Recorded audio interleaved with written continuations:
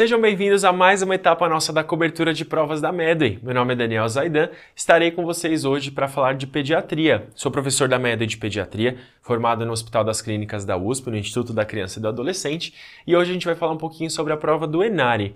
A prova do ENARE angaria aí um monte de gente para prestar vaga nas principais instituições ali Brasil afora. É uma prova que tem crescido muito, angariado diversas instituições grandes no seu processo seletivo, no seu banco ali de instituições participantes, e a prova de pediatria em si é uma das provas que acaba sendo mais desafiadoras, nem tanto pela sua dificuldade, mas pelo seu formato bem papo reto. São provas que elas são bastante conceituais. Eventualmente você até tem um caso clínico ali para angariar a sua pergunta, como um disparador, mas as perguntas em si são geralmente envolvendo algum conceito relacionado àquela hipótese diagnóstica, aquela conduta, aquele tratamento. Em si, não é uma prova difícil, é uma prova de nível fácil a moderado, mas essa assertividade e objetividade extremas que o ENARE acaba trabalhando em boa parte das suas questões acabam sendo um empecilho para quem está acostumado com uma prova mais modelo de raciocínio. Então a gente vai ter em si menos questões de conduta e de tratamento e priorizando a memorização de alguns conceitos mais específicos. Exemplo, uns tempos atrás a gente teve uma questão que envolvia o uso do zinco no tratamento da diarreia aguda. E a gente não tinha uma questão que trazia uma criança com diarreia aguda e perguntava para você qual que era a conduta correta em relação à conduta, em relação ao tratamento daquela criança. E sim, sobre o zinco na diarreia aguda, assinale a alternativa correta. Esse era enunciado. Então a gente tem questões que são bastante direcionadas justamente para envolver a memorização de alguns conceitos específicos, e algumas questões, como essa que eu comentei com vocês, envolvem um conhecimento um pouquinho mais decoreba.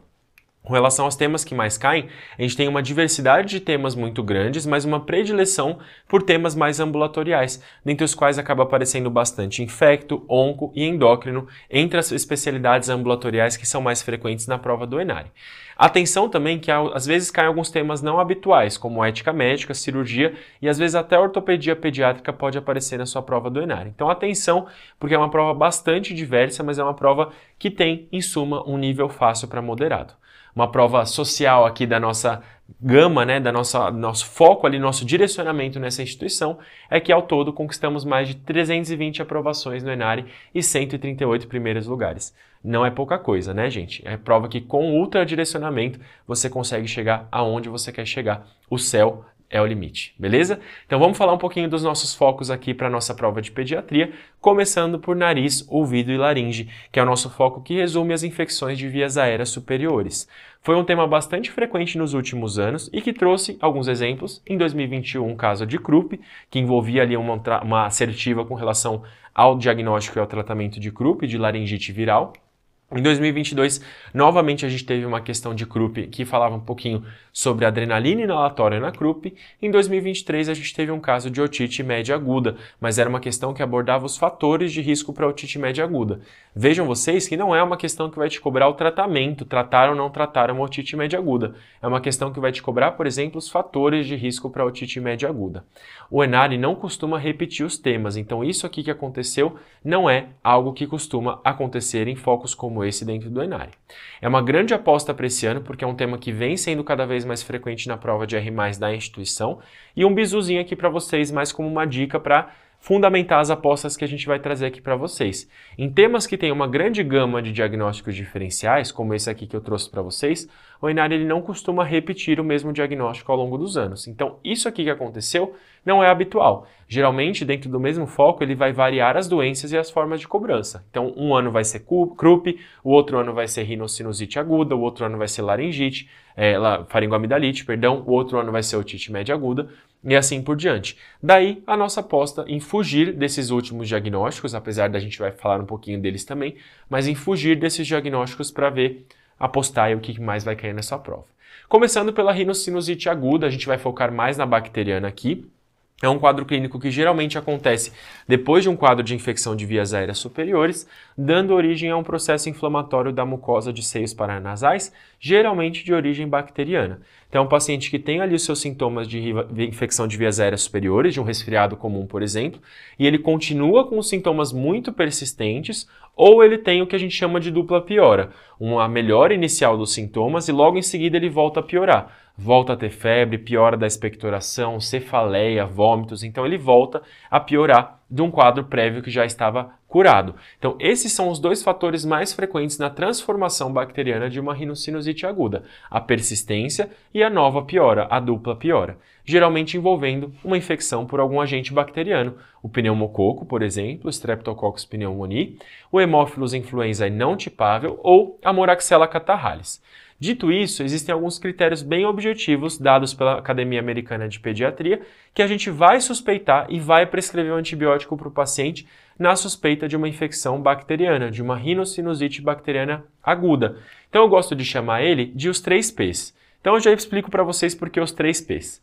Primeiro, quadro persistente por mais do que 10 dias, então persistente maior ou igual a 10 dias, paciente com tosse, persistente com coriza, com secreção persistente, ou um paciente que ele fica grave, com uma febre maior do que 39, com secreção nasal purulenta por 3 dias seguidos ou mais, ou um paciente com piora do quadro clínico. Então, o paciente na dupla piora, melhora inicialmente do seu quadro clínico e depois volta a ficar febril, volta a piorar do estado geral, volta a ter secreção nasal purulenta, por exemplo. Então, esses são os 3 P's por quê? Persistência, piora e putz, tá grave. Então, os 3 P's. Persistência, piora e putz, está grave. Nessas 3 indicações, eu prescrevo um antibiótico para o meu paciente por uma suspeita de rinocinusite aguda bacteriana, perfeito? E qual que é o nosso antibiótico de escolha? Amoxicilina, 50 mg quilo dia, beleza? O tempo é variável, geralmente 7, 10 dias para tratamento efetivo da rinocinusite aguda bacteriana. Na falha terapêutica, a gente pode lançar mão da amoxicilina com clavulanato para cobertura particularmente do Haemophilus e da Moraxella resistentes à amoxicilina. Então lembrem desse slide aqui, ele é o mais importante quando a gente fala de rinocinusite aguda bacteriana, suspeita e tratamento, indicação clara de conduta aí, prescrição de antibiótico-terapia. Adjacente à rinocinusite, a gente vai ter a otite média aguda, que já caiu anteriormente, de uma forma mais com relação aos seus fatores de risco. A otite média aguda é uma das principais queixas dentro do pronto-socorro pediátrico, uma doença extremamente frequente e constitui a principal causa de prescrição de antibióticos dentro da pediatria, cercando aí 42% do total em menores de 10 anos e 70% do total de uso de antibiótico em menores de 2 anos. A gente tem uma prevalência maior em crianças menores. Quais são os principais fatores de risco? Tudo que obstrua a drenagem da tuba auditiva. A gente tem uma comunicação, que é a tuba auditiva, entre o nariz e a garganta e ali a orelha média. Quando essa criança está resfriada, por exemplo, a gente vai ter uma maior secreção de muco, que vai refluir pela tuba auditiva e acumular-se ali na orelha média. Secreção parada, secreção ali que está aumentada e parada, gera co-infecção bacteriana, especialmente quando tem alguma falha de drenagem dessa secreção ou de defesa ali daquela secreção auditiva na nossa tuba. Então, questões anatômicas, alguma malformação facial, por exemplo, que impeça ali a drenagem com sucesso ali da tuba auditiva. Ou, por exemplo, o paciente com hipertrofia de adenoides, que causa uma obstrução tubária e dificulta a drenagem ali da secreção. Junta a secreção na orelha média e tem um fator de risco para otite média aguda. Doença do refluxo gastroesofágico. Creches que têm uma circulação maior e uma troca maior de agentes biológicos. Tabagismo passivo pode provocar uma disfunção ciliar na tuba auditiva, levando a otites médias agudas de recorrência. Uso de chupetas, pacientes menores do que 6 meses, pacientes com malformação facial como fenda nasopalatina, por exemplo, e pacientes com trissomia do 21 com síndrome de Down. Tem multifatores ali para ter uma predisposição maior a otites médias agudas, tanto pela conformação anatômica facial, quanto pela disfunção imunológica que esses pacientes possuem ali em conjunto. Principais fatores de proteção, o básico que todo pediatra dá um sorriso e parte para o abraço. Vacinas e aleitamento materno são 2 fatores importantes de proteção, beleza? Aqui, da mesma forma que eu falei ali da rinocinusite aguda, a gente vai falar das questões práticas de conduta na otite média aguda. Não é sempre que eu vou tratar a otite média aguda no nosso paciente pediátrico. Algumas indicações claras de tratamento. Paciente tem otorreia, eu já vou partir para o antibiótico direto, e o paciente que tem sintomas graves, eu vou partir para o antibiótico direto. Então, otorreia me indica antibiótico na hora, caso seja uma otite média aguda, e o paciente com sintomas graves, como por exemplo, otalgia grave ou persistente, paciente com febre maior ou igual a 39 graus Celsius, e o paciente que apesar de não ser sintoma, é algo que pode acarretar em sintomas graves, que é o paciente imunodeficiente ou o paciente que tem um implante coclear. Tem uma porta de entrada ali para a bactéria ali no seu sistema auditivo. São pacientes que eu tenho indicação formal de iniciar o antibiótico. E para o paciente rígido que não atende a nenhuma dessas indicações, como que eu vou tratar ele? Eu posso tratar de uma estratégia conservadora, que a gente chama de watch and wait, ou eu vou tratar diretamente com antibiótico esse paciente.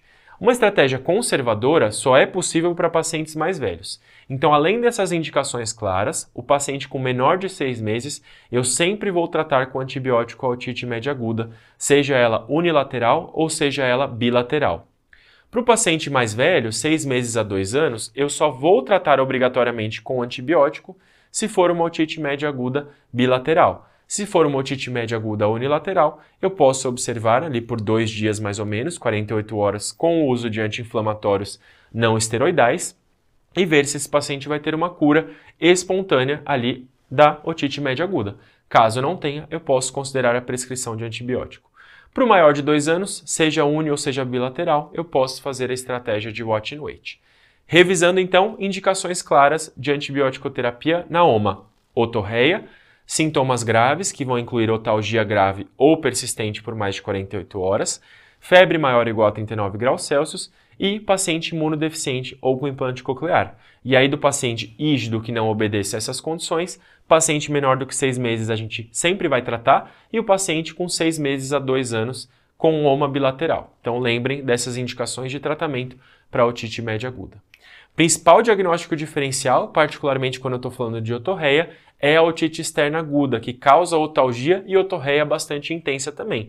A diferença aqui é que eu vou ter uma inflamação do tímpano para frente, uma inflamação na orelha externa, geralmente precipitada por exposição à água, piscinas ou praias, que vão ocasionar uma infecção, geralmente por Pseudomonas ou Staphylococcus aureus, na região da pele ali do conduto auditivo externo, e que vai provocar uma dor bastante intensa com sinais flogísticos na otoscopia da porção externa da orelha, e uma otorreia oriunda ali do canal auditivo externo. Então, nem toda otorreia é otorreia de otite média aguda, pode ser de otite externa aguda. Uma manobra semiológica que geralmente sugere esse achado, esse diagnóstico anatômico e etiológico, é a dor atração do tragus da orelha, né? Então, você traciona o tragus e provoca dor no paciente, é bastante sugestivo de otite externa aguda. Aqui, o tratamento dos casos leves geralmente envolve apenas a prescrição de antibiótico-terapia tópica, habitualmente ciprofloxacino, para a cobertura de pseudomonas principalmente. Então, principal diagnóstico diferencial na nossa clássica otite média aguda. Para a gente continuar, faringoamidalites. Faringoamidalites são uma aposta bastante importante para o ENARE, porque tem algo teórico bastante interessante entre as faringoamidalites virais ou bacterianas, que é a diferenciação com base nos sintomas. A faringoamidalite viral, a principal causa é o adenovírus. A gente tem um paciente que vai ter um início progressivo dos sintomas, começa com uma tosse, uma coriza, uma conjuntivite e evolui ao longo dessa evolução com a dor, a audinofagia, a dor de garganta. Já o paciente que tem uma infecção bacteriana, e a gente vai lembrar aí do principal agente etiológico, o Streptococcus pyogenes, o Streptococcus do grupo A, ele já começa, bateu, levou com uma dor de garganta, febrão e toxemia. Então é um quadro um pouquinho mais súbito. A idade é bastante importante. A idade mais comum, máxima do paciente com amidalite viral é de 2 a 3 anos de idade. O paciente lactente mais jovem não tem receptores para o Streptococcus do grupo A na sua orofaringe. Então, o paciente mais jovem dificilmente terá uma amidalite bacteriana. Já o paciente com faringoamidalite bacteriana, ele tem a sua faixa etária típica mais na idade pré-escolar e escolar. Então, aqui, 5 a 15 anos de idade. A febre na faringoamidalite viral geralmente é baixa e geralmente alta na faringoamidalite bacteriana. A gente pode ter conjuntivite, particularmente quando esse vírus é o adenovírus, e isso aqui é fundamental. Os sintomas de infecção de via aérea superior, como coriza e obstrução, eles falam muito mais a favor de uma causa viral do que bacteriana. Então, a bacteriana, praticamente, a gente não vê coriza, não vê obstrução nasal. Já no quadro viral, a gente vê. A orofaringe, a gente costuma ter uma hiperemia leve ou moderada, podendo ter exudato em um nível mais leve. E aqui, além de um exudato mais purulento na bacteriana, a gente tem petequias em palato que são bastante sugestivas de causa streptocócica. A adenomegalia ela é muito importante no paciente com amidalite bacteriana e o exantema ele pode estar presente em ambos, mas é um exantema similar à escarlatina, escarlatiniforme, na verdade um exantema de escarlatina, no paciente com amidalite bacteriana. Uma outra manifestação habitual da amidalite bacteriana é a dor abdominal e a náusea, advindas de engolir a secreção purulenta e formação de uma adenite mesentérica associada ao estrepto do grupo A. Então, o que sugere mais algo bacteriano? Início súbito, idade mais velha, linfadenomegalia, petequias em palato e ausência de sintomas respiratórios como coriza ou obstrução nasal. Se for aquele paciente lactente jovem, um paciente mais novinho, com tosse, com coriza e odinofagia, dificilmente esse quadro vai ser um quadro bacteriano. Ele vai falar mais a favor de um quadro viral. Já aquela criança de 7, 8 anos com dor de garganta, febrão, linfadenomegalia e dor abdominal, petequias em palato, vai sugerir muito mais um quadro bacteriano do que viral. Por fim, a croup ou laringotraqueite viral é uma doença viral mais comumente causada pelo vírus parainfluenza 3 e 4. O início é exatamente igual de uma infecção de vias aéreas superiores, mas esse paciente ele evolui com estigmas de obstrução de via aérea superior, com rouquidão, com tosse ladrante, com estridor e pode ter também um acometimento bronquiolar de via aérea inferior, com sibilos e tempo expiratório prolongado. Geralmente esse vírus tem esse comportamento meio misto, mas o mais importante de lembrar são os sintomas de via aérea superior, evoluindo com desconforto respiratório. Existe um score clínico para a gente avaliar a gravidade desse paciente e, inclusive, motivar a nossa prescrição desse paciente, que é também chamado de score de Wesley. A gente tem 5 pontuações, 5 sinais que vão pontuar aqui: estridor, retrações, entrada de ar, coloração e nível de consciência, que vão pontuar de 0 a 3. O estridor, 0 é o estridor ausente, 1 é o estridor... Tudo 0 é o paciente que está normal, tá? Então, o score 0 é o paciente que está respirando em ar ambiente, sem nenhum sinal de laringite. 1 ponto no estridor, estridor com agitação. 2 pontos, estridor em repouso de leve intensidade. E o 3 é aquele paciente que chega em repouso, afundando ali com respiração, um estridor bastante importante, audível sem estetoscópio. Gostaram da sonoplastia, né? Retração, sinais de desconforto respiratório. Leve ganha 1 ponto, moderada 2 e grave 3. Entrada de ar, da mesma forma. Normal, 1 ponto ou 0 pontos. 2, diminuída e 3, muito diminuída.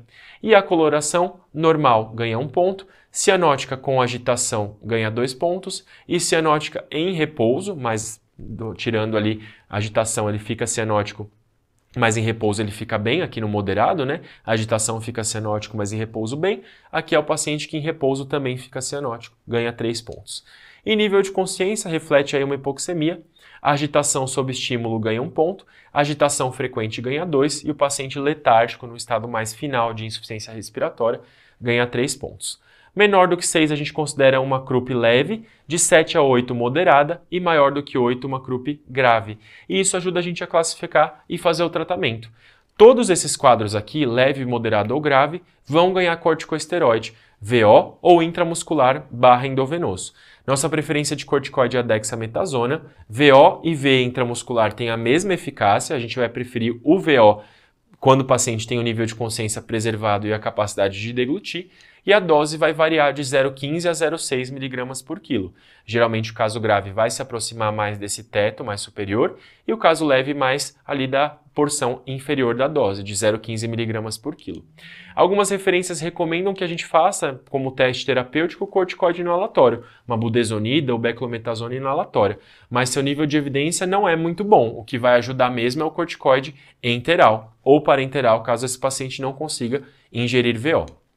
A epinefrina, apesar de provocar um alívio muito rápido pela vasoconstrição na via aérea, é rápida e fugaz, e ela vai ser utilizada apenas para casos moderados ou graves, que eu preciso tirar esse paciente da insuficiência e do desconforto respiratório imediatamente. Ela não é o tratamento de escolha, ela é um sintomático praticamente, né? Então ela vai agir no caso da insuficiência respiratória ou do desconforto respiratório mais intenso, não é para o caso leve. Então a gente vai utilizar a epinefrina inalatória para casos moderados e graves de croup, justamente pela sua duração curta e efeito de início rápido, beleza?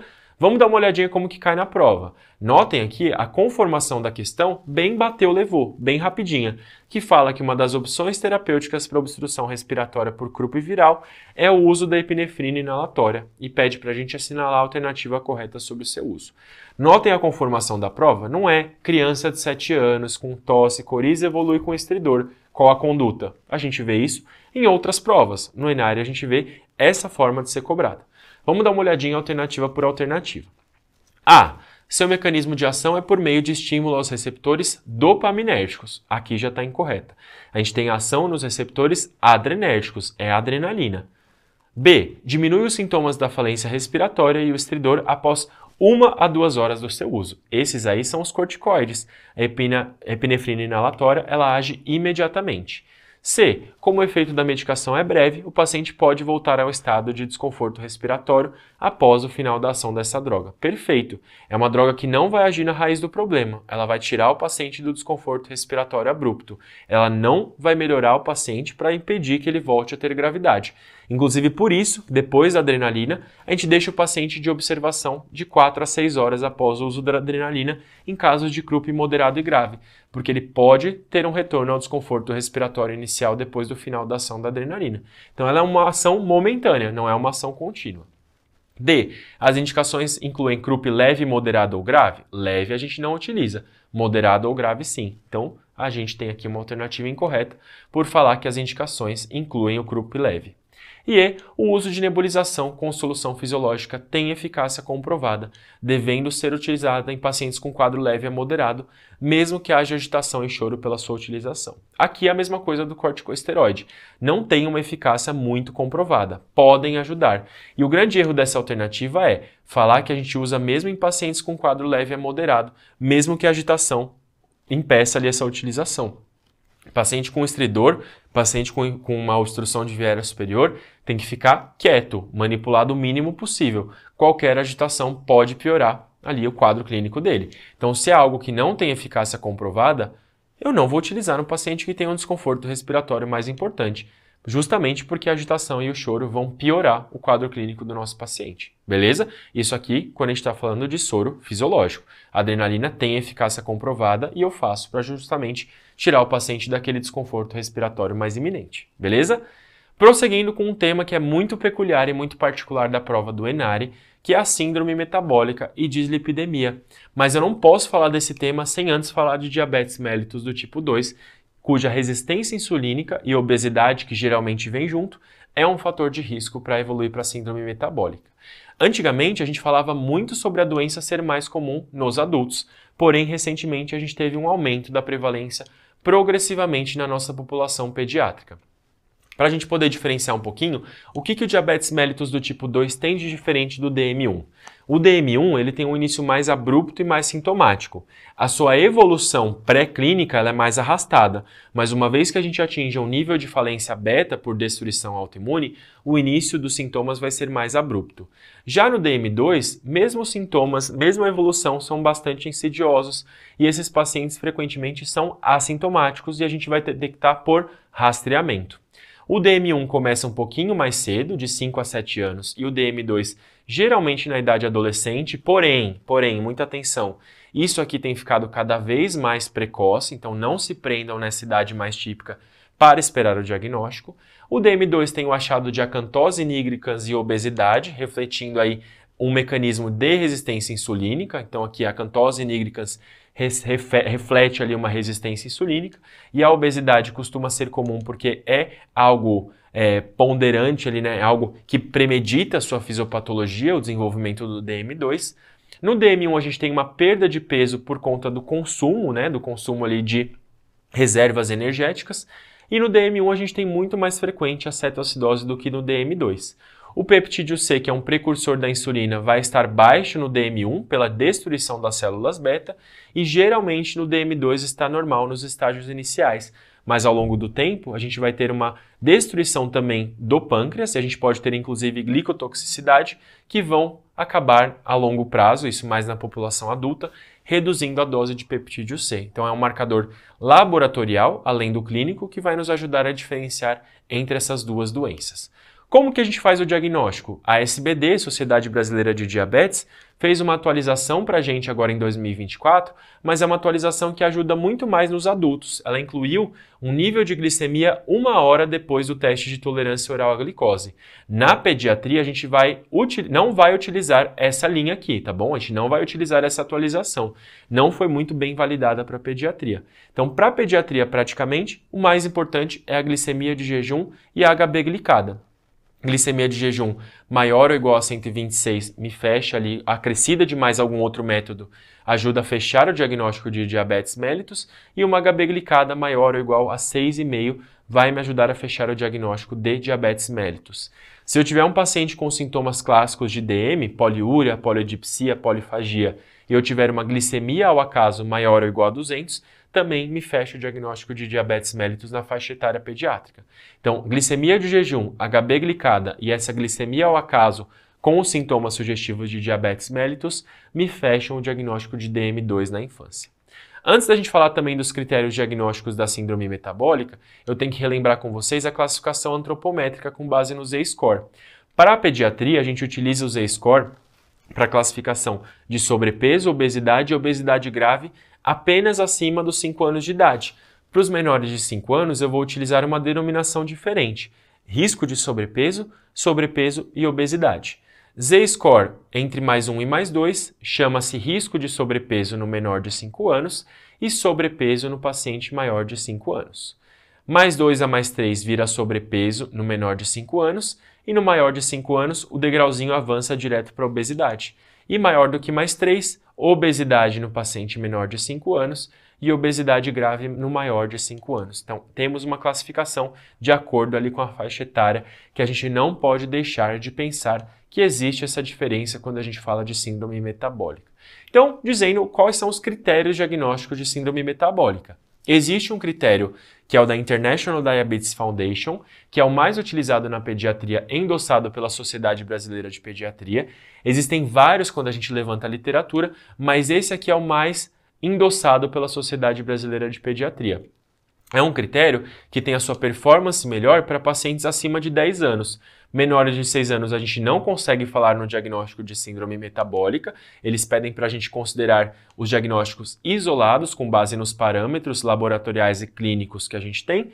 E para o paciente de 6 a 10 anos também existe uma certa dificuldade nesse diagnóstico. Então o diagnóstico de síndrome metabólica ele vai ser particular para os pacientes maiores do que 10 anos, na pediatria de 10 a 16 anos de vida.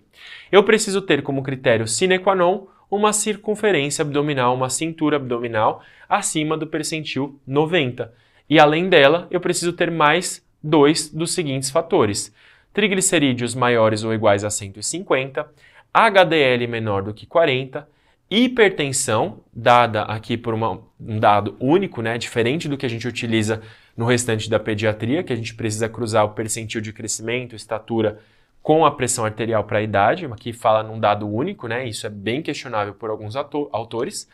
PAS maior do que 130 e PAD diastólica maior do que 85 e glicemia de jejum maior ou igual a 100 ou diagnóstico firmado de diabetes mellitus. Então, aqui entra não somente a glicemia de jejum, como também o diagnóstico de diabetes mellitus. Então, eu preciso ter a circunferência abdominal acima do P90, mais 2 desses critérios clínicos e laboratoriais que eu citei.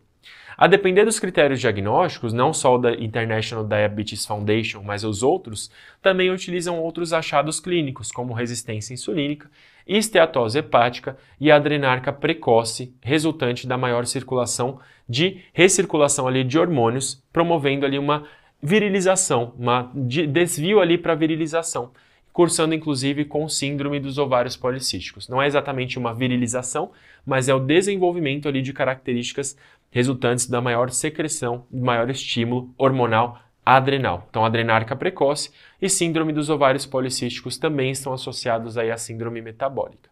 Por fim, a dislipidemia, algo bastante importante, que é a triagem da dislipidemia na pediatria. Para quem que a gente vai triar a dislipidemia? Quando que a gente vai triar a dislipidemia? Basicamente, o universal que a gente vai utilizar é mais ou menos com 10 anos. Então, para todos os pacientes de forma de rastreamento regular, para pacientes com 10 anos de idade. Mas eu posso fazer essa triagem antes, de 2 a 8 anos, se o paciente tiver um fator de risco familiar ou pessoal. Familiar, por exemplo, uma doença cardiovascular num paciente jovem, num parente jovem, perdão. Um homem com menor de 55 anos ou uma mulher com menos de 65 anos. Ou pai ou mãe com colesterol total maior do que 240, o que pode sugerir uma hipercolesterolemia familiar. E isso são os antecedentes familiares. Os antecedentes pessoais são se a criança tiver hipertensão, diabetes, obesidade. doença renal crônica, doença de Kawasaki, uma vasculopatia nos vasos de médio calibre, eu faço uma triagem de dislipidemia para mitigar ali, ajudar a mitigar o risco cardiovascular dessa criança. No mais, caso não tenha fator de risco, a gente entra no fluxograma de triagem universal aproximadamente com 10 anos de vida, né? Um intervalinho ali de 9 a 11 anos, mas o habitual é que se faça ali com 10 anos de idade, caso não tenha nenhum fator de risco na sua história. Vamos ver como que cai na prova? Trouxe aqui uma questão de 2021, que fala que a síndrome metabólica é uma condição clínica para a qual o pediatra deve estar atento na sua rotina clínica. Sobre essa condição, ele pede para a gente afirmar a alternativa correta. A. É composta por anormalidades antropométricas, fisiológicas e bioquímicas que predispõem os indivíduos afetados ao desenvolvimento de obesidade e diabetes tipo 2, mas tem fraca relação com doença cardiovascular. Galera, o tecido adiposo, particularmente o visceral, é um tecido pró-inflamatório e todas as comorbidades associadas à síndrome metabólica aumentam em muito o risco cardiovascular da nossa criança. Então isso aqui estava fácil da gente excluir essa alternativa como alternativa correta. A obesidade é um fator de risco para o seu desenvolvimento, mas o sobrepeso não. Incorreta. Tanto o sobrepeso quanto a obesidade são fatores de risco, mas eles não entram per se nos critérios diagnósticos. Entra a circunferência abdominal acima do P90, tá? Beleza? Só para não confundir aqui. O estilo de vida saudável com reeducação alimentar e estímulo à atividade física são ineficientes na prática clínica. Esse aqui, qualquer um convulsionaria ao ver essa alternativa, então, logicamente, está incorreta. D. A adrenarca precoce está relacionada com a síndrome metabólica. Perfeito, a gente comentou um pouquinho, é uma das comorbidades associadas com a síndrome metabólica. E a alternativa E, a glicemia de jejum não pode ser usada como critério diagnóstico, devendo ser substituída pela hemoglobina glicada. Incorreta. A gente viu lá na nossa tabelinha que glicemia de jejum maior ou igual a 100 entra como critério diagnóstico pela International Diabetes Foundation. Viram? Não é tão complexo, basta ali um bom senso para a gente ler as alternativas e uma ou outra alternativa a gente precisa ter um conhecimento mais aprofundado, beleza? Tema dificinho, tema chatinho, o Enari gosta, então é importante saber um pouco mais dos critérios diagnósticos e do que entra junto nessa síndrome. Vamos passar agora para o nosso finalzinho, que são as síndromes diarreicas e desabsortivas. E o Enari gosta muito de cobrar tanto as formas agudas quanto as formas crônicas menos frequentemente, mas a parte crônica é mais uma aposta minha ali para esse ano. Então a gente considera como diarreia aguda um quadro com duração com menos de 14 dias, persistente entre 14 e 28 dias e crônica geralmente acima de 3 semanas a 28 dias. Existe uma certa divergência na literatura, mas tipicamente acima de 28 dias. Falando um pouquinho da aguda, a principal causa é viral. E dentre as causas virais, na nossa característica, no nosso manejo clínico do paciente, eu preciso classificar esse paciente com base na avaliação da sua desidratação. Eu costumo chamar que a gente avalia o que eu chamo de face mais PPP. Face mais PPP. O que é isso? Face é o que a gente vai olhar no olho do nosso paciente para ver sinais clínicos de desidratação. Estado geral, olhos, presença de lágrimas, boca e língua como estão, se estão úmidas, se estão secas, e a presença de sede. Isso aqui a gente vai olhar na face. PPP, prega, pulso e perda de peso. No fluxograma mais recente, a gente viu que o enchimento capilar o Ministério da Saúde acaba não considerando. Porém, contudo, todavia, é um critério clínico bastante importante, algumas provas trazem, então é importante a gente comentar sobre ele aqui. Então isso aqui é a nossa adaptação para trazer para vocês mais uma informação na classificação da desidratação. Face, estado geral, alerta, irritado ou intranquilo e comatoso ou hipotônico. 3 extremos que vão refletir diferentes pontos de desidratação. Como fica mais fácil de relembrar? O A é o paciente sem desidratação, então é o paciente que vai estar com o exame físico completamente normal. O C é o paciente que tem uma desidratação grave, então ele vai ter estigmas de gravidade mais extremas. Sabendo um e sabendo o outro, a gente consegue lembrar do B, que é o paciente que vai estar no meio do caminho. Então eu vou fazer assim, eu vou falar primeiro o A e depois eu vou falar o C, para depois a gente encaixar o B, que é justamente o intermédio. O A, exame físico inteiro normal do nosso paciente. Aquele paciente com diarreia, com vômito, que está super bem, que vai conseguir ser tratado em casa. Então, um paciente que está alerta, olhos normais não estão fundos, lágrimas estão presentes, mucosas úmidas, sede não é presente, então não tem sede para esse paciente. E aí o PPP, a prega, que é aquele sinal do turgor cutâneo, geralmente na criança a gente faz na região abdominal, desaparece imediatamente, refletindo uma hidratação subcutânea bem robusta. pulsos cheios e não tem perda de peso. Tempo de enchimento capilar geralmente está normal. Esse paciente não tem desidratação. Nossa conduta vai ser o plano A, que a gente vai ver já já. Paciente do plano C, paciente grave, comatoso, hipotônico, letárgico, olhos muito fundos, lágrimas ausentes, boca muito seca, paciente que não é capaz de beber líquidos. Se a gente fizer o sinal da prega, ele desaparece muito lentamente e tem um paciente com pulsos muito fracos ou ausentes. Se a gente quantificar a perda de peso desse paciente, frequentemente vai ser superior a 10%. E é um paciente que o tempo de enchimento capilar, e novamente friso, é um dado que não está no fluxograma mais atual do Ministério da Saúde, vai ser um tempo de enchimento capilar mais prolongado. Se eu tiver um paciente com 2 ou mais dos que tem asterisco, que são basicamente esses dois, a gente vai ter um paciente com uma desidratação grave, o plano C de reidratação. Plano B é o paciente no meio do caminho, paciente que já está mais irritado, intranquilo, com olhos fundos, mas que ainda consegue beber líquidos, tem ali o nível de consciência preservado para beber líquido, não está chocado. Ele bebe rápido e avidamente. Tem o sinal da prega que desaparece lentamente, mas não muito lentamente, pulsos rápidos e mais fracos, e tem uma perda de peso menor ou igual a 10%. A gente chama desse paciente com desidratação e vai ser manejado de acordo com o plano B. Plano A é o paciente que vai ser manejado no domicílio com aumento da ingesta de líquidos, principalmente soro caseiro ou soro de reidratação oral pós-perdas. A alimentação desse paciente é habitual, não vou restringir nenhum tipo de alimentação, e é um paciente que pode se beneficiar, especialmente o paciente menor de 5 anos, do zinco via oral. O zinco ele vai atuar como anti-inflamatório e vai ajudar na reconstituição da parede epitelial e pode auxiliar ali no manejo desses pacientes com diarreia aguda. Plano B, o paciente que tenha desidratação, que esteja com algum sinal de desidratação. Eu vou manejá-lo inicialmente na unidade de saúde, na UBS ou no hospital, colocando ele num regime de hidratação dentro da unidade de saúde. Eu faço a hidratação VO ou via gastróclise, via sonda nasogástrica, com 50 a 100 ml por quilo de solução de reidratação oral em 4 a 6 horas. Se esse paciente ele melhora do seu exame físico, dos seus sinais de hidratação, ele vai para o plano A, para o seu domicílio. Se ele piora, eu vou puncionar e fazer o plano C. Se eu comecei VO e não deu muito certo, ele ficou igual, não conseguiu ingerir muito bem esse líquido e ficou na mesma desidratação, eu vou passar uma sonda nesse paciente e vou manter o plano B até uma segunda reavaliação.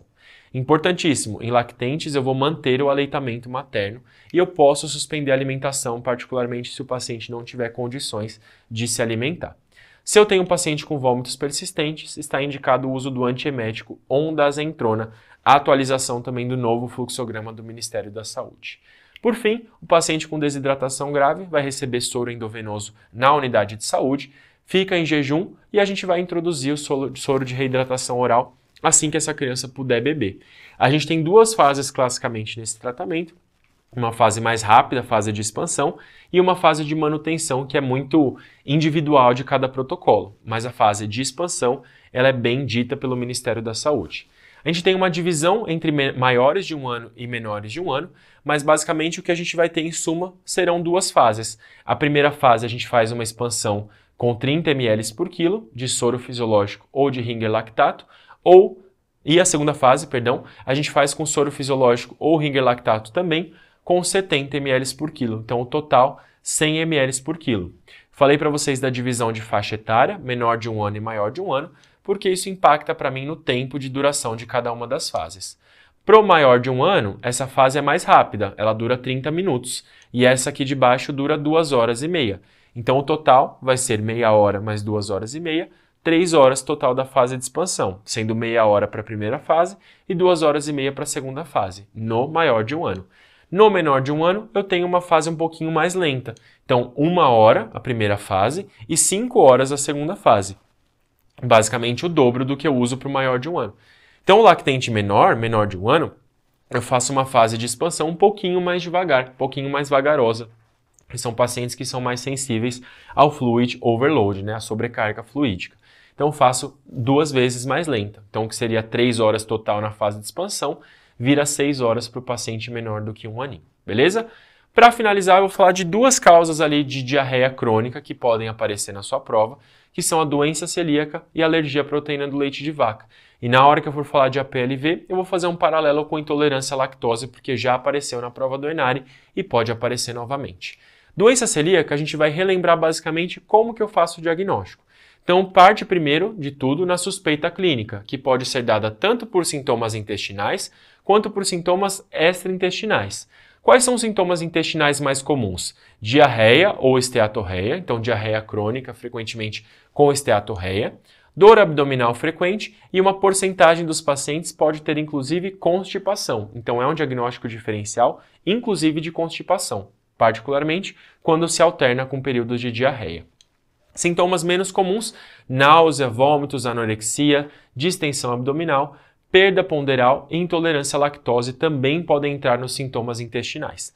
Nos sintomas extraintestinais, a gente tem que lembrar que a doença celíaca pode cursar com manifestações dermatológicas, como a dermatite herpetiforme, por exemplo. Então é algo que a gente tem que lembrar quando a gente fala de um paciente com doença celíaca. Fiz a minha suspeita clínica, o primeiro exame que eu vou fazer vai ser dosar a IgA total e dosar a antitransglutaminase, o anticorpo antitransglutaminase IgA. Por que eu falo dessas duas dosagens primeiro? Eu sempre digo que o paciente com doença celíaca ele precisa ter dois pré-requisitos para que eu confirme o seu diagnóstico. O primeiro, ele precisa estar comendo glúten, então se for um paciente que não está ingerindo glúten, ele não tem lesão da mucosa, eu não tenho como fazer o diagnóstico de doença celíaca. E o segundo, ele precisa ter IgA dentro do normal. Se for um paciente com deficiência de IgA, toda a dosagem de anticorpos IgA que eu fizer, independente do qual for, antitransglutaminase, anti-endomísio, vai vir negativa. De nada vale eu colher esse exame. Então eu colho a IgA desse paciente para ver se ele não é um deficiente em IgA e colho também o anticorpo específico. Aqui eu vou falar primeiro do antitransglutaminase. Se vem menor do que 10 vezes o limite superior da normalidade em um paciente que tem a IgA normal, eu posso, caso tenha sintomas típicos, prosseguir a investigação histopatológica com biópsia de duodeno. Se vier maior do que 10 vezes o limite superior da normalidade, eu não preciso inicialmente fazer um exame histopatológico. Eu faço uma nova dosagem de anti-endomísio, anti-IgA, então um novo anticorpo. Primeiro eu começo com antitransglutaminase, depois eu parto para o anti-endomísio e se ele vier positivo, eu tenho meu diagnóstico fechado de doença celíaca. Esse é o fluxograma resumido, mais atualizado de acordo com a ESPGHAN. E se eu tiver um paciente com deficiência de IgA, qual que é o anticorpo que eu vou dosar preferencialmente? Preferencialmente um IgG, antitransglutaminase IgG, porque aí eu não vou ter como utilizar IgA para o diagnóstico desse paciente. Alguns detalhes de prova que podem aparecer para você no ENARI. Relação com HLA, DQ2 e DQ8. Para não esquecer, a gente sempre brinca que a doença celíaca é um TCC de 28 páginas. Por que 28? Para lembrar do HLA DQ2 e DQ8. E por que TCC? TCC são os 3 alimentos, é uma sigla que vai englobar os 3 alimentos que são mais comumente evitados na doença celíaca por conter glúten: trigo, centeio e cevada. Então a doença celíaca é um TCC de 28 páginas, trigo, centeio e cevada, e 28 para a gente lembrar do DQ2 e DQ8. E não se esquecer que para exames sorológicos e endoscópicos no diagnóstico, esse paciente ele tem que estar comendo glúten e ele tem que possuir secreção normal de IgA. Caso contrário, eu não consigo fazer o diagnóstico. E atenção ao diagnóstico diferencial com fibrose cística. A fibrose cística é uma doença que ela é multissistêmica, mas vai chamar a atenção que as manifestações intestinais podem ser muito parecidas. A diferença é que a fibrose cística vai ter manifestações respiratórias bem mais frequentes. Então, polipose nasal, tosse crônica, pneumonias de repetição, associadas a sintomas muito parecidos com a doença celíaca, como retificação da curva ponderal e falha no ganho ponderostatural, por exemplo. Para finalizar, APLV. APLV, alergia à proteína do leite de vaca, a manifestação mais comum é uma proctocolite induzida por proteína alimentar, com sangramento nas fezes, que é uma manifestação não IgE mediada. Quando a gente fala de APLV e de alergias alimentares, elas podem ser IgE mediadas e não IgE mediadas. A manifestação mais comum da APLV é a não IgE mediada, a proctocolite. Porém, a gente tem manifestações que podem ser IgE mediadas. Urticária, anafilaxia, vômitos, que são muito mais imediatos após a introdução da proteína do leite de vaca. Acomete tanto lactentes em aleitamento materno exclusivo ou com fórmula láctea, e essa manifestação em si, o quadro clínico mais clássico é o de raias de sangue nas fezes, associados a cólica, irritabilidade ou choro excessivo, no caso mais clássico, lembrando que a gente pode ter os casos também IgE mediados. Qual que é o tratamento? Se tiver em aleitamento materno, a gente vai excluir o leite da dieta materna.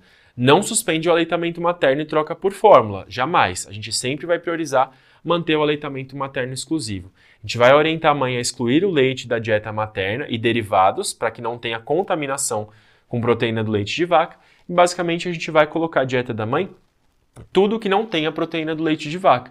E isso parece simples, mas é um esforço muito grande, porque existem alimentos que a gente nem imagina que levam traços de proteína do leite de vaca. Então é um exercício do pediatra junto ali com os pais para ajudar a ler os rótulos e identificar se aquele alimento tem proteína do leite de vaca ou não. Para vocês terem ideia, até alguns remédios possuem traços de proteína do leite de vaca. Então isso aqui parece simples, mas não é nada simples, é bem desafiador.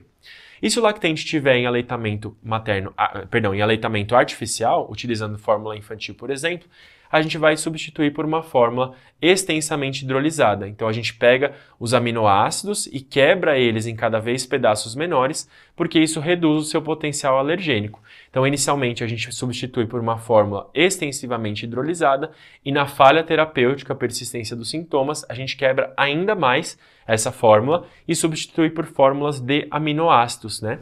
Então, a gente tem protocolos específicos dentre as unidades de saúde, dentre os serviços de saúde, para disponibilizar para os pacientes com a PLV mais grave, refratária a essa troca inicial, as fórmulas de aminoácidos, que são, portanto, menos alergênicas. É muito comum, até os pacientes às vezes confundem, até os pediatras às vezes confundem a denominação de intolerância à lactose com a PLV. Mas aqui eu vou dizer um provérbio chinês, que é um provérbio de Confúcio, que é uma coisa, outra coisa, outra coisa. Não foi Confúcio que disse isso, mas achei legal, achei cultural trazer isso para vocês. Porque a intolerância à lactose nada mais é do que uma deficiência de lactase que pode ser tanto primária ou secundária. A primária ela é mais comum e acaba se desenvolvendo com o tempo. Então o paciente ele pode ter uma certa predisposição genética e isso ao longo do tempo acaba se desenvolvendo com uma deficiência da produção de lactase, e isso resulta em sintomas de intolerância à lactose. Ou pode ser secundária. O paciente teve um quadro diarreico, por exemplo, e aquele vírus levou a uma lesão da mucosa do intestinal e isso leva a uma deficiência na absorção de lactase que é temporária. Quais são os sintomas mais comuns? Dores abdominais, diarreia, distensão e flatulência, desencadeados pelo consumo de lactose, podendo ser muito rápidos ou podendo ser até um pouquinho mais prolongado, algumas horas depois. E o tratamento basicamente envolve suspender a lactose temporariamente, e hoje em dia a gente já tem as suspensões ali, né, a formulação da lactose para oferecer para os pacientes com intolerância à lactose, para que eles consigam ter uma qualidade de vida um pouquinho melhor e conseguirem ingerir a lactose, né, em ambientes sociais, por exemplo, sem ter tanta sintomatologia. Dito isso, vamos finalizar com uma questãozinha do ENARE de 2024, que justamente vai fazer um paralelo entre a intolerância à lactose e a PLV. Fala que a intolerância à lactose e a PLV possuem sinais e sintomas semelhantes, diarreia, distensão abdominal, flatulência. Por isso a importância de avaliar a diferença em sua origem, sinais e sintomas. Sobre esse assunto, assinale a alternativa correta.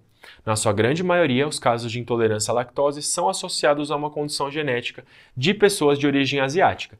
Isso aí parece muito correto, né? A gente sabe que as pessoas de origem asiática podem ter uma predisposição maior, mas essa condição ela não é geneticamente determinada. O paciente até tem uma predisposição, mas na sua maioria não é exclusivamente de pessoas de origem asiática por uma condição genética.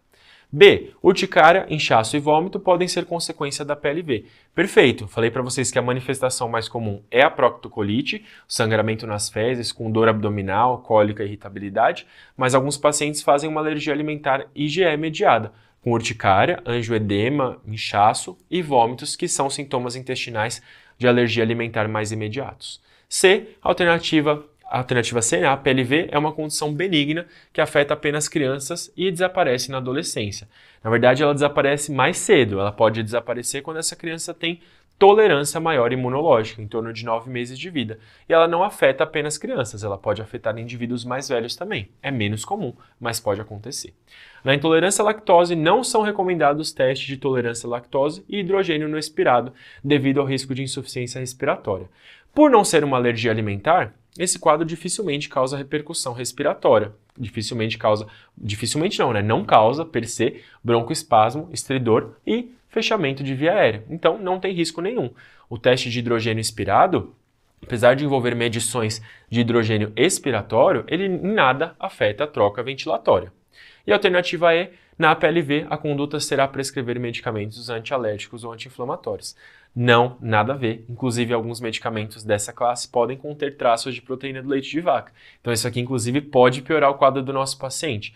Na PLV, como em qualquer outra alergia alimentar, a conduta é restringir o uso do alimento alergênico e, posteriormente, você fazer um teste diagnóstico que comprove ali aquela alergia alimentar, como um teste de provocação oral, por exemplo. Então, a alternativa incorreta, não foge em nada, não obedece em nada ao conceito clássico de alergia alimentar, muito menos na PLV. Beleza?